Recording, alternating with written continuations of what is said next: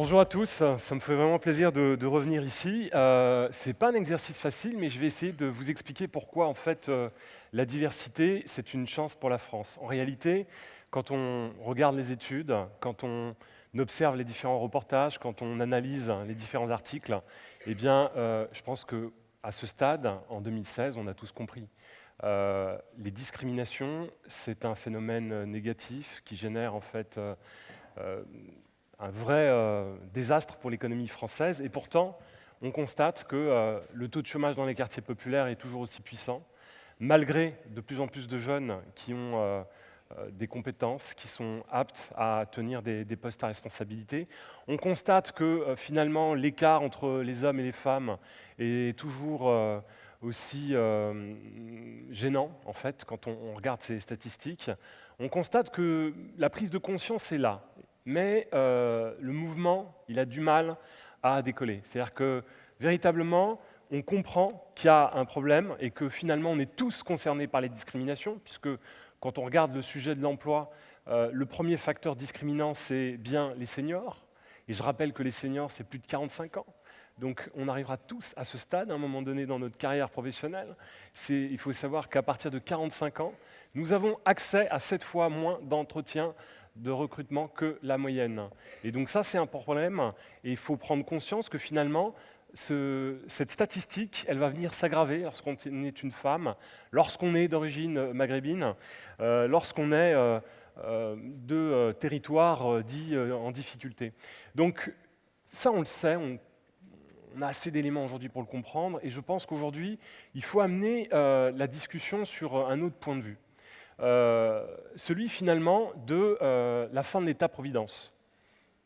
Non seulement on a un phénomène aujourd'hui qui est grave, qui est celui des discriminations et qui va nous porter préjudice chacun si on ne change pas aujourd'hui notre capacité à maîtriser nos stéréotypes, nos préjugés, mais en plus de ça, finalement, c'est une vraie difficulté pour la situation économique dans laquelle on est. On a aujourd'hui une croissance qui a du mal à repartir, un État qui a de moins en moins d'argent, et ça veut dire que concrètement, les solutions sociales, les solutions de réparation, elles ne peuvent pas en fait être imaginées à moyen terme. Et il y a une urgence dans la nécessité de comprendre que plus on sera dans des situations de prévention, moins on sera en capacité évidemment de réparer des situations d'injustice. Et on est dans un point aujourd'hui de limite. Il faut vraiment qu'on en prenne conscience parce qu'on n'est plus en capacité aujourd'hui de financer et de réparer, donc on est obligé de réinventer en fait des nouveaux systèmes. Et malgré ça, eh bien, on est dans une phase où, en France, on est dans un règne où l'urgence dicte en fait le temps. Et investir dans des modèles nouveaux qui puissent en fait faire émerger des nouvelles solutions, c'est du quasi impossible. Et j'aimerais en fait vous amener à prendre conscience que si on ne ralentit pas le rythme pour pouvoir prendre conscience de la fabrication, de l'urgence de fabriquer de nouvelles solutions, on va véritablement arriver dans une situation dramatique.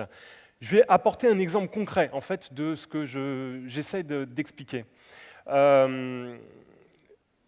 La situation économique aujourd'hui, elle est quand même assez dynamique malgré ce qu'on raconte. Il faut savoir qu'en France, en période de chômage qui stagne, qui augmente, cette fluctuation, elle signifie quand même qu'on a 1 800 000 postes ouverts en 2016. C'est une statistique de Pôle emploi. Lorsque on a 1 800 000 postes ouverts, ça veut dire qu'il peut en fait se passer des choses sur le terrain en fait des discriminations à l'emploi. On peut imaginer en fait de nouvelles manières, de nouvelles pratiques professionnelles pour pouvoir faire bouger les lignes.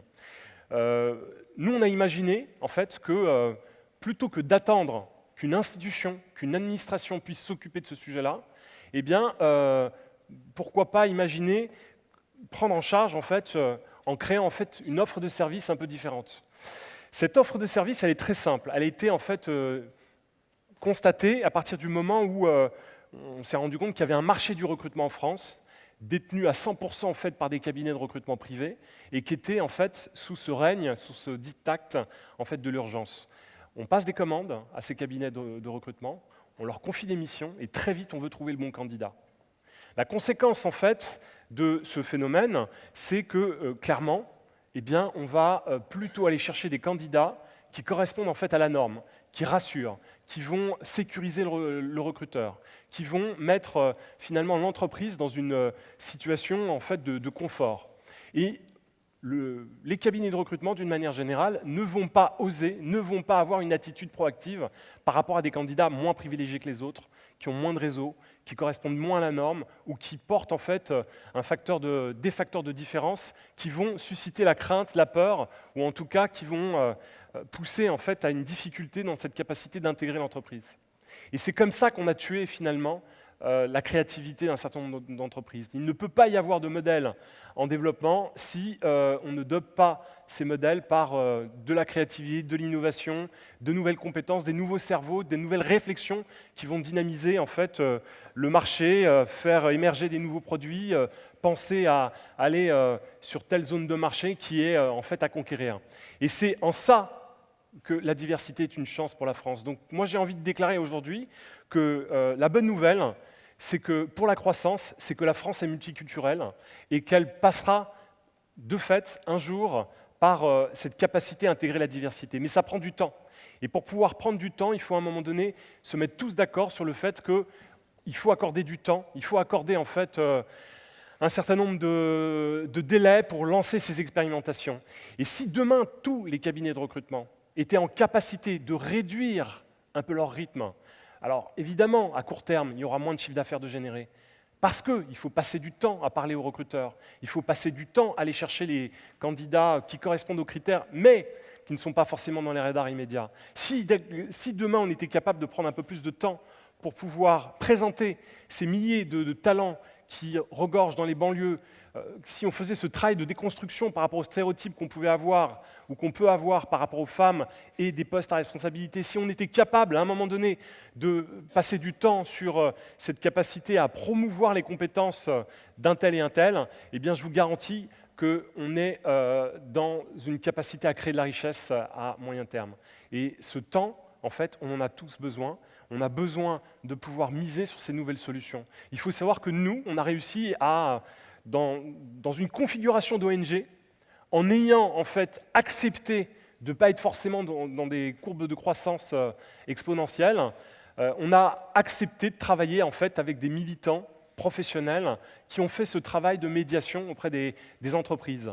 Ça inclut aussi de faire un travail de préparation, de sensibilisation évidemment auprès des candidats. Et quand on prend le temps en fait d'être dans cette énergie, eh bien il y a des rencontres heureuses qui ont suscité. Et puis clairement aujourd'hui on voit que notre organisation est devenue un acteur sérieux pour grand nombre d'entreprises françaises, avec finalement, quand on regarde la courbe de croissance sur les 9 dernières années, qui est quand même fixée à 34%, c'est pas rien, en 2016 je crois, eh bien c'est des systèmes qui marchent, c'est des systèmes dans lesquels on peut trouver finalement de la rentabilité, c'est des systèmes qui peuvent croître et être démultipliés sur un certain nombre de territoires.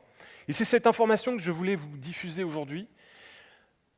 La France, aujourd'hui, a une chance, c'est son multiculturalité et sa diversité.